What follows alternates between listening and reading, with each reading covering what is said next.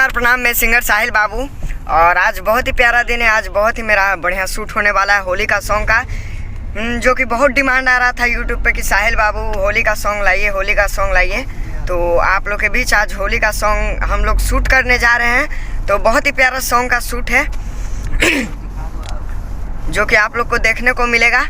और बहुत सारा कॉल भी आ रहा था बात करने के लिए हमसे, तो बात किन्हीं से कर नहीं पाए, तो इसके लिए सॉरी। आप लोग इस वीडियो को ज़रूर शेयर कीजिएगा कि जो लोग कॉल कर रहे थे उनके पास ये वीडियो पहुंच जाए।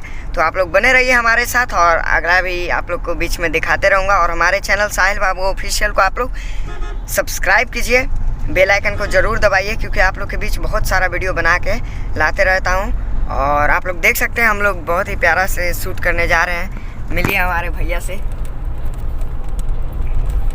और बहुत ही अच्छे मतलब कि आर्टिस्ट हैं, बहुत ही अच्छे मतलब कि गाड़ी भी ड्राइविंग भी कर रहे हैं। तो आप लोग बने रहिए हमारे। आप लोग देख सकते हैं पीछे हम लोग अभी शूटिंग करने निकल रहे हैं। और वहाँ जयश्री को भी हम लोग गाड़ी पे ले लेंगे, तो वो भी मैं आप लोग को दिखा दूँगा।